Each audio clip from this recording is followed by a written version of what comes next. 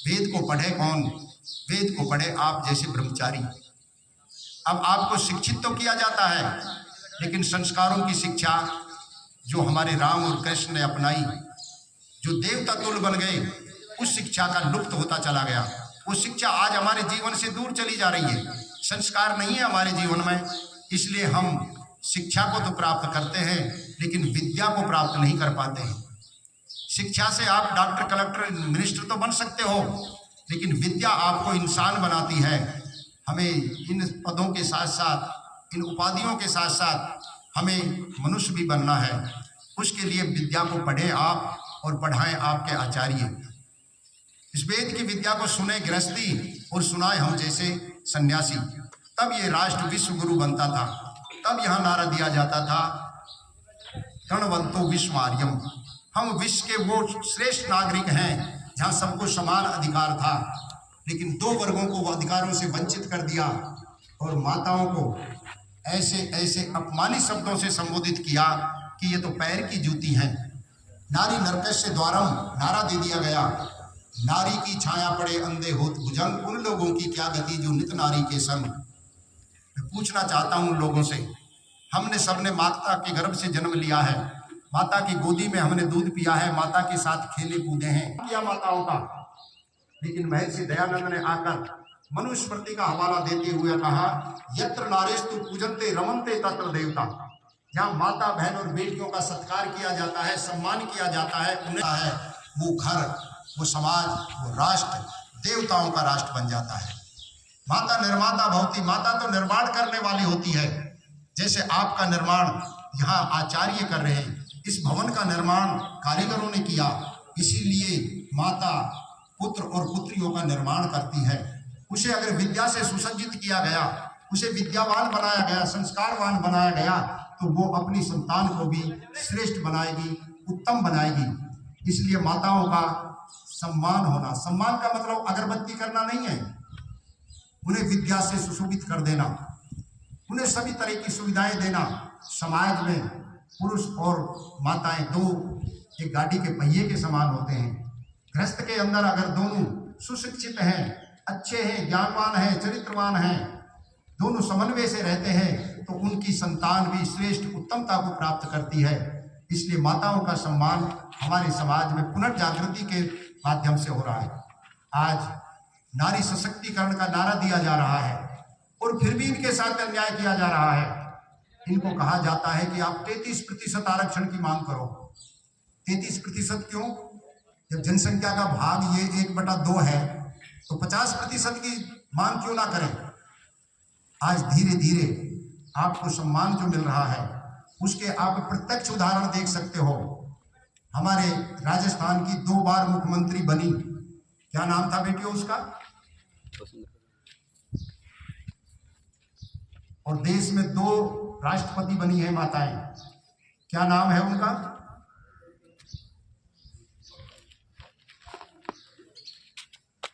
अभी जो देश की राष्ट्रपति है वो पुरुष है या स्त्री है? क्या नाम है उसका? उससे पहले एक राष्ट्रपति और बनी थी, राजस्थान की बेटी थी,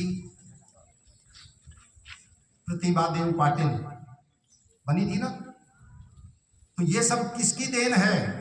इंदिरा गांधी ने अजमेर के अंदर जब आर्य समाज के 100 वर्ष पूरे होने के ऊपर शताब्दी मनाई जा रही थी, तो भरे मंच से कहा लाखों व्यक्तियों के बीच में कि महर्षि दयानंद ना होता तो मेरी जैसी विधवा औरत को देश का प्रधानमंत्री कौन बनने देता।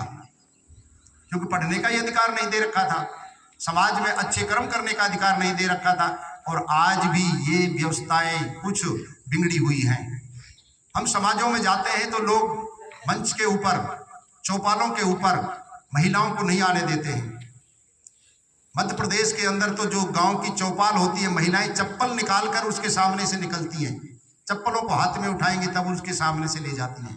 हरियाणा जैसा राष्ट्र प्रांत, वहाँ जो चौपाल है वहाँ महिलाएं नहीं चढ़ती, एक कुतिया तो बैठी रहती है उस चौपाल के ऊपर, लेकिन मेरे देश की बेटी, मेरे देश की बहन, मेरे देश की माँ उस चौपाल के ऊपर नहीं चढ़ सकती। वो बुड्ढे खुद ही झाड़ू लगाते फिरते हैं। ये क्या है?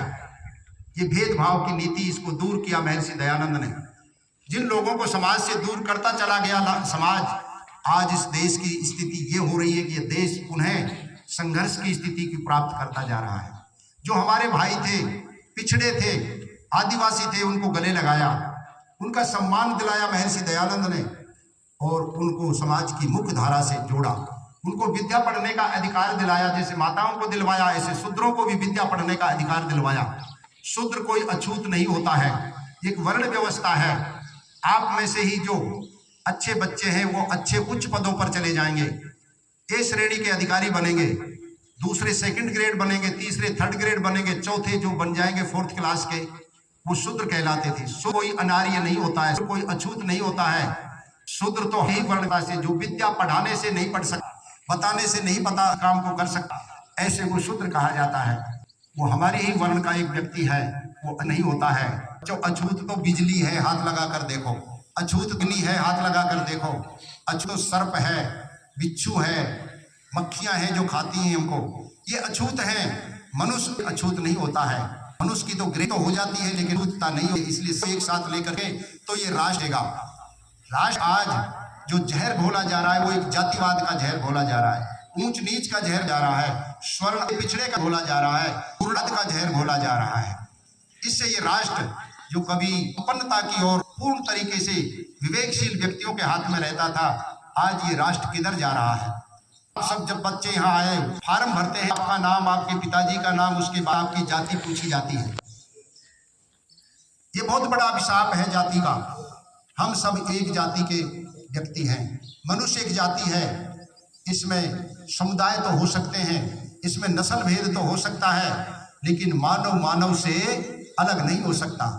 ये जो जातीय भेद है, जो जाति का जहर है, ये हमारी संस्कृति के लिए, हमारे राष्ट्र के लिए, हमारे सामाजिक ताने बाने के लिए बहुत बड़ा अभिशाप है। बच्चों, आप यहाँ जितने भी आए हो, एक जाति के हो या अलग अलग जातियों के हो? बोलो जोर से, ऊंची आवाज में। आप में से खड़े हो जाओ, बच्चा दूसरे नंबर का खड़ा हो जाओ, इधर आ जाओ। क्या नाम है आपका? प्रकाश। के जातीय धारी? साई। उधर मुंह करके खड़ा हो जाओ। ये साई कौन सी जाति में आता है? जाट। जाट के अलावा, साई के अलावा कोई दूसरा बच्चा आए,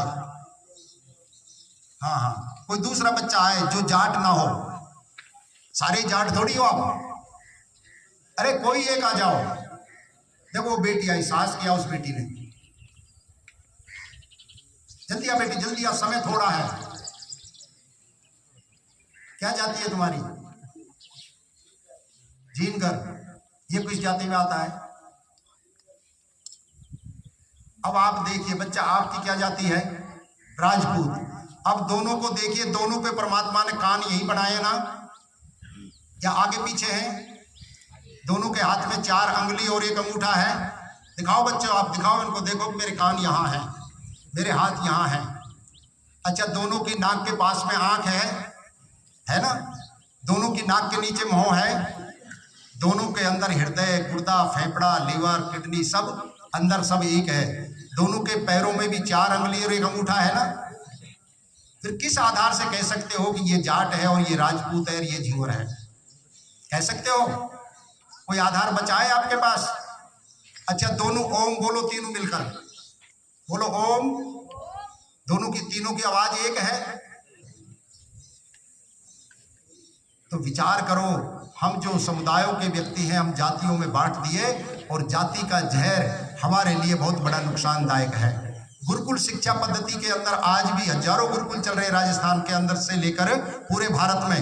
वहां आपके नाम के आगे पिताजी का नाम और फिर जाति का कॉलम नहीं होता है। राजा का लड़का भी हो, किसी पैसे वाले का लड़का भी हो, और गरीब का लड़का भी हो, किसान का लड़का भी हो, सब एक फर्श पर बैठकर पढ़ते हैं, एक फर्श पर बैठकर वहां भोजन करते हैं, एक ही पोशाक पहनते हैं।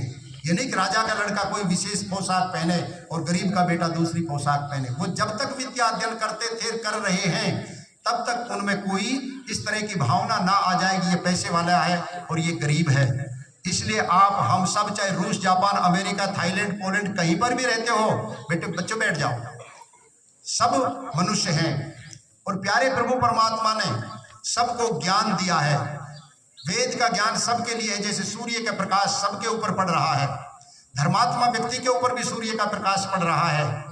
प्यारे प्रभु परमात्मा की वायु सबको प्राण के रूप में मिल रही है, चाहे कोई धर्म का काम कर रहा है और चाहे कोई गाय को कत्ल कर रहा है, चाहे किसी के साथ कोई अन्याय कर रहा है, सबको सूर्य का प्रकाश और ये वायु मिल रही है, जल मिल रहा है। परमात्मा भेदभाव नहीं करता है।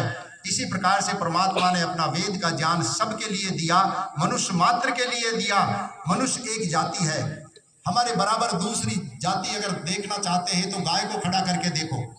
हम 2 पैरों से चलते हैं, गाय 4 पैरों से चलती है। गाय के 2 सींग और एक पूंछड़ा अलग से होता है। बाह्य स्ट्रक्चर, बाह्य शरीर की रचना से पता चलता है कि गाय एक अलग जाति है।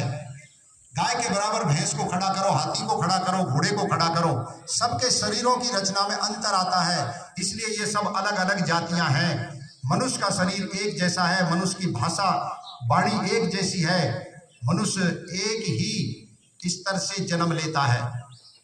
ये नहीं कि कोई जो जाट है वो तो 6 महीने में आ जाए और राजपूत 12 महीने में आए, ऐसा नहीं होता है। 9 साढ़े 9 महीने के अंदर सबका प्रसव होता है। कुत्ते बिल्ली का प्रसव जो होता है 3-4 महीने में हो जाता है, भैंस गाय का प्रसव 10 महीने के बाद में होता है। तो हमारी सबकी प्रसव प्रक्रिया भी एक जैसी है। और हमारे मलों को देखा जाए तो भैंस